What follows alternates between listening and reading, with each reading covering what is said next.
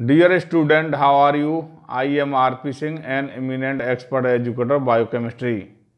I shall teach to you neural control and coordination, but current lecture based on the working or physiology of eye.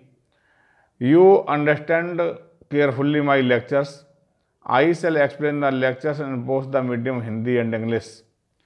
Lecture completely focused on the question of NEET, AIMS, PVT, class 11th and other competitive examinations related to biology such as IFS, PFS, TGT, PGT and GK. Please you see the video up to the end. Please comes on the first slide.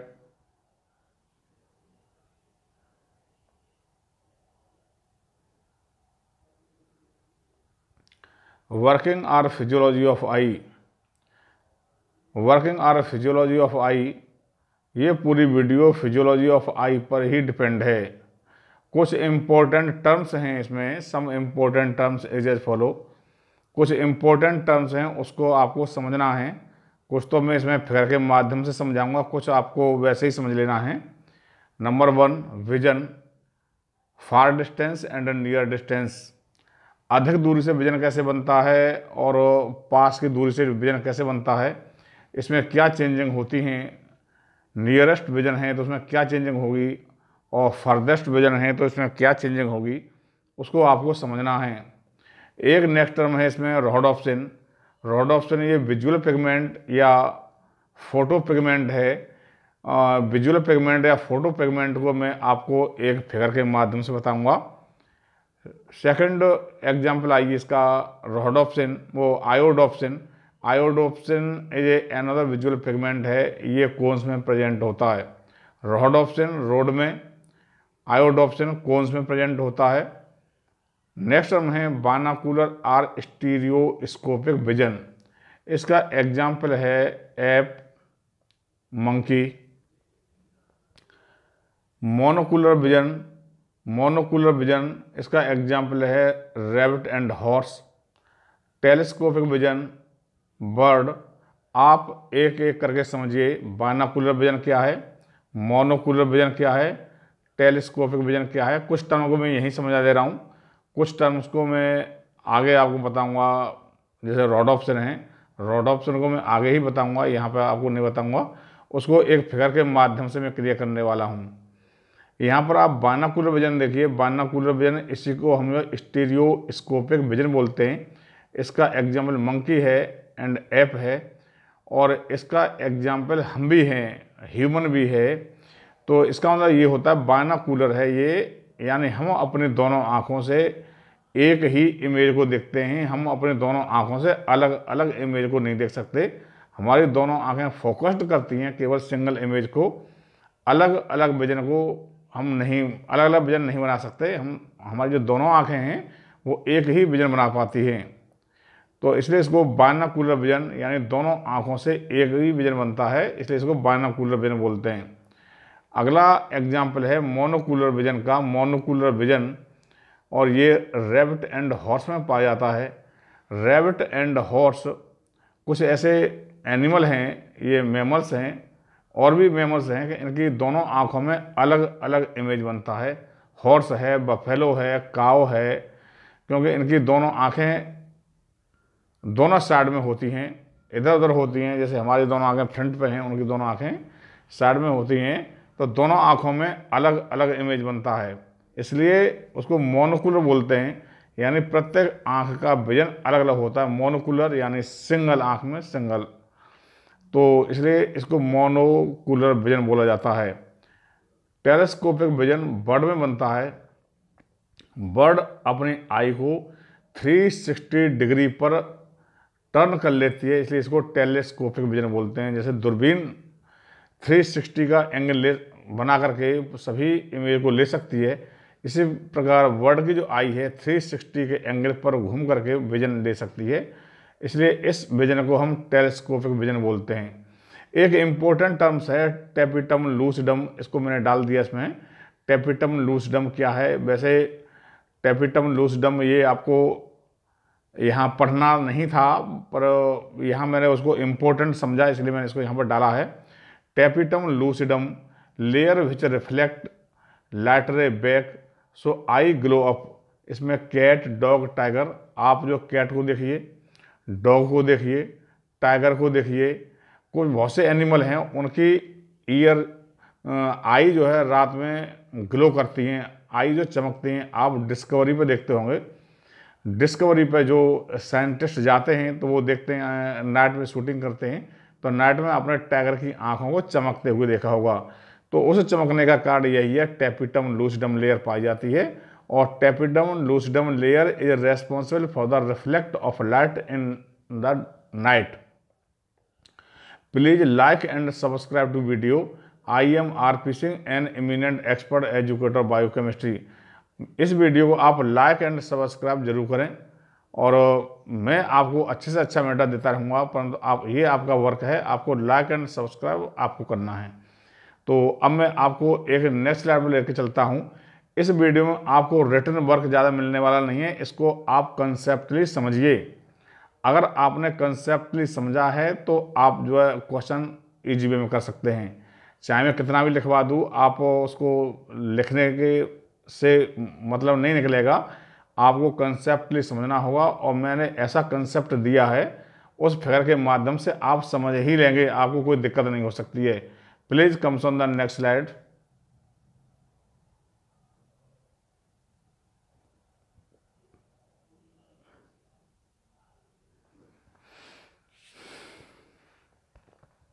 ये आप देख रहे हैं, ये आई का figure है। जब आई में फर्देस्ट विजन बनता है, दूर से जब कोई रेडिएशन इस आई पर पड़ता है तो आई रिलैक्स कंडीशन में होती है, रिलैक्स्ड आई होती है और ये लाइट रे फर्देस्ट विजन है। लाइट रे यहाँ से रेडिएशन जब यहाँ आता है, ये देखिए ये रेडिएशन आ रहा है दूर से आता है तो आई जो रिलैक्स्ड कंडीशन में होती है, आई में कोई प्रेशर नहीं होता, तो दूर से ये रेडिएशन आया और ये आपका लेंस है। लेंस का जो नेचर है वो फ्लेक्सिबल होता है, फ्लेक्सिबल टाइप ऑफ नेचर होता है, इसलिए हम दूर की वस्तुओं को भी देख सकते हैं और नियर की वस्तुओं को भी देख सकते हैं। तो यहाँ पर आपको एक बात और समझनी होगी, power of accommodation. What is the power of accommodation? तो power of accommodation may be defined as we are able to see the farthest and nearest vision by the help of lens. तो हम आप यहाँ यही मैं बताने वाला हूँ आपको कि हम इस लेंस की सहायता से हम फर्देस्ट विजन को भी बहुत ईजी वे में देख सकते हैं, हम नियरेस्ट विजन को भी बहुत ईजी वे में देख सकते हैं। तो यहाँ पर जो है, जो दूर से रेडिएशन आता है तो उस समय आई बहुत रिलैक्स्ड कंडीशन में होती है और इमेज रेटिना पर बहुत ईजी वे में बनता है। तो अब आप यहाँ पर देख रहे हैं, ये लाइट रेज है, रेडिएशन है और ये रेडिएशन फर्देस्ट विजन है, यहाँ रिलैक्स्ड कंडीशन में आई है और इस कंडीशन में जब आई होती है तो ये लेंस जो है थिन होता है, लॉन्ग होता है और थिन होता है और यहाँ ये रेडिएशन आया और रेडिएशन आकर ये प्रकाश जो है यहाँ आता है, लाइट रे यहाँ आती है और यहाँ पर ये विजन बन जाता है रेटिना पर विजन बनता है और उस कंडीशन में लेंस थिन एंड लॉन्ग होता है और इसकी फोकल लेंथ जो है यहाँ बढ़ जाती है और इसकी लेंस की जो पावर है पावर घट जाती है। जब लेंस जो पतला होगा तो इसकी पावर घट जाएगी और फोकल लेंथ इसकी बढ़ जाती है। ऐसा कैसे होता है ये भी हमको यहाँ समझना जरूरी है कि कैसे लेंस थिन एंड लॉन्ग हो गया और कैसे लेंस जो थिक एंड शॉर्ट हो जाएगा, तो इसको भी हम देखते हैं। तो ये यहाँ पर मेन वर्क है ciliary body and ciliary ligament. ये सीलियरी बॉडी है और ये सीलियरी लिगामेंट हैं। सीलियरी लिगामेंट को ही हम जॉनुला ऑफ जेन या जॉनुला फाइबर बोलते हैं। तो उस समय ये रिलैक्स्ड कंडीशन में होते हैं और रिलैक्स्ड कंडीशन में लेंस जो है थिन एंड लॉन्ग होगा, क्योंकि ये इसको रिलैक्स कंडीशन में ही लेंस की करेक्ट पोजीशन रहती है। इसके अलावा जब हम नियरेस्ट विजन को देखते हैं तो नियरेस्ट विजन का बनना बहुत ही टिपिकल होता है और उसमें लेंस को बहुत ही मेहनत करनी पड़ती है, लेंस को बहुत वर्क करना पड़ता है। तो यहाँ तक आप समझ गए होंगे। ये जो आई की जो स्ट्रक्चर है इसके बारे में मैं कुछ भी नहीं बताऊंगा, इसके लिए मैंने एक प्रीवियस वीडियो दे दी है और प्रीवियस वीडियो में पूरी एनाटॉमी में मैंने इसको खूब अच्छी तरह से समझाया है। और प्रीवियस वीडियो में जाने के लिए मैं इसके एंड स्क्रीन पर लिंक प्रोवाइड कर दूंगा, वहाँ से आप जो प्रीवियस वीडियो के डिटेल में जाने के लिए लिंक क्लिक करके जा सकते हैं। तो मैं यहाँ पर इसकी एनाटॉमी से संबंधित कुछ भी नहीं बताने वाला हूँ, मैं केवल आपको विजन ऑफ आई, तो ये आप देख रहे हैं, ये मैंने आपको एक बार बता दिया। मैं एक बार और कोशिश कर रहा हूँ, एक बार और आपको बताना चाहता हूँ कि उस कंडीशन में जब फर्देस्ट विजन होता है तो आँख जो रिलैक्स्ड कंडीशन में होती है, आई रिलैक्स्ड कंडीशन में होती है और ये लाइट रेज यहाँ लेंस पर आती है और लेंस इस रिलैक्स्ड कंडीशन में थिन होगा, लॉन्ग होगा। जब थिन होगा, लॉन्ग होगा तो उस समय इसकी पावर जो है कम होगी और फोकल लेंथ इसकी बढ़ जाती है और ये रेटिना पर इमेज बना लेता है। ये जो टर्म्स हैं इनको आप ध्यान रखिए, थिन, लॉन्ग, फोकल लेंथ जो इसकी बढ़ जाती है और रिलैक्स कंडीशन में इमेज बन के तैयार हो जाता है। जब नियरेस्ट विजन होता है, नियर बाई कंडीशन में होता है, तो नियर बाई कंडीशन में इमेज कैसे बनेगा, कैसे हम देखते हैं उसको हम जो अब अगली स्लाइड में चलते हैं, वहाँ जाके देखेंगे इसको। Please comes on the next slide. ये अगला फिगर है इसका और ये विजन नियरेस्ट विजन है। देखिए विजन ये यहाँ हम देखते हैं कि अगर कोई ऑब्जेक्ट यहाँ है तो लेंस उस कंडीशन में काम नहीं करेगा, थिन एंड लॉन्ग पोजीशन में लेंस काम नहीं करेगा। तो ये कैसे काम करेगा, लेंस को सिकुड़ना होगा, लेंस को थिक होना पड़ेगा। उस थिक होने के लिए क्या करना पड़ेगा, मैंने आपको बता दिया था, ciliary body and ciliary ligament play important role in the changing of the focal length of the lens. कैसे, ये ciliary body and ciliary ligament contract करते हैं, ये यहाँ पर ये कॉन्ट्रैक्ट करते हैं और जब ये कॉन्ट्रैक्ट करेंगे तो ये इसको दबा देंगे, ये दबाएंगे और लेंस को जब दबा दिया जाएगा, यहाँ पे आप इसको देख रहे हैं, ये लेंस को जब दबा दिया जाएगा, ciliary body and ciliary ligament जब लेंस को ऐसे दबा देंगे और दबाने से क्या होगा, ये लेंस जो है मोटा हो जाएगा और मोटा होने से लेंस की पावर बढ़ जाएगी, परंतु जो इसकी फोकल लेंथ घट जाएगी, पावर बढ़ जाएगी। ये लेंस जो है थिक हो जाएगा और शॉर्ट हो जाएगा, तो इसकी पावर बढ़ जाएगी। पावर बढ़ने से क्या होगा, इसकी फोकल लेंथ घट जाएगी। तो ये आप ध्यान रखिए, नियरेस्ट विजन में यही होता है कि नियरेस्ट विजन में लेंस थिक हो जाएगा और इसकी पावर बढ़ जाएगी, पावर बढ़ने से इसकी फोकल लेंथ घट जाएगी और यहाँ पर ये इमेज बन के तैयार हो जाएगा। यही केवल डिफरेंस है और कोई भी डिफरेंस नहीं है। और उस फिगर में और इस फिगर में आप देख रहे होंगे, ये यहाँ पर जो लेंस है ये कितना जो मोटा है, क्योंकि ये थिक है। और थिक होने का मतलब कारण क्या है, ये आप देख रहे हैं ऐसे, ये ciliary body and ciliary ligament या जोनुला ऑफ जिन या जोनुला फाइबर जब कांटेक्ट करते हैं तो लेंस जो सिकुड़ जाएगा, मोटा हो जाएगा, इसकी पावर बढ़ जाएगी और फोकल लेंथ जो घट जाएगी और इमेज जो है रेटिना पर बन के तैयार हो जाएगा। यहाँ तक आपने farthest vision and nearest vision के बारे में देख लिया।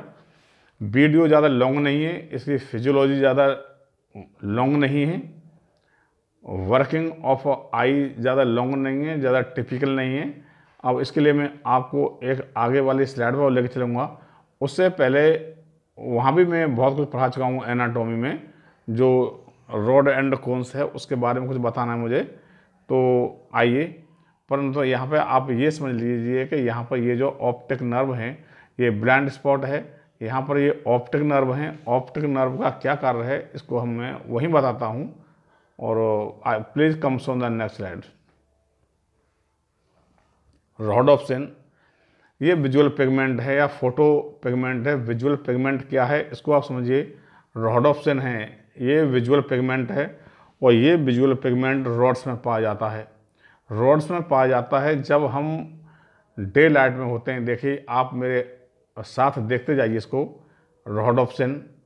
उस समय क्या है, रोडोप्सिन लाइट है, लाइट कंडीशन में ये रोडोप्सिन दो भागों में टूट जाता है। जब हम लाइट में वर्क करते हैं, इसका एक एग्जाम्पल देके बताऊंगा, लाइट में वर्क करते हैं तो ये रोडोप्सिन दो भागों में टूट जाता है।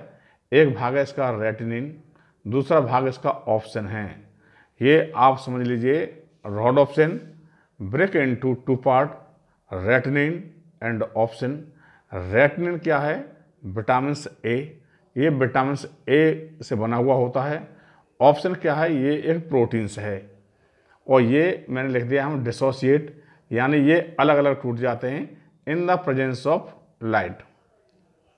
ठीक, यहाँ तक आपने समझा होगा, समझ रहे होंगे मेरी बात को, और मैं बहुत क्लियर कट समझा रहा हूँ उसको, आप समझिए। जब ये टूट गया उसके बाद हम डार्क में जाते हैं या सूर्यास्त होता है। सूर्यास्त होता है तो ये डार्क कंडीशन आ जाएगी। डार्क कंडीशन में क्या होता है कि ये रेटिनिन एंड ऑप्सिन रीएसोसिएट हो जाते हैं, और रीएसोसिएट होकर के ये क्या बना लेते हैं, दोबारा से रोडोप्सिन बना लेते हैं। तो अब आपकी समझ में यहाँ आ गया होगा, आपने समझ लिया होगा कि रोडोप्सिन डार्क कंडीशन में ये रेटिनिन एंड ऑप्सिन दोनों मिलकर के रोडोप्सिन बना लेते हैं। जब लाइट कंडीशन होती है, और लाइट कंडीशन ये रोडोप्सिन दो भागों में ब्रेक हो जाता है, रेटिनिन एंड ऑप्सिन। तो लाइट कंडीशन में ये डिसोसिएट हो जाता है, और डार्क कंडीशन में ये रीएसोसिएट हो जाता है। R P. Singh, an eminent expert educator of biochemistry, please comes on the next slide.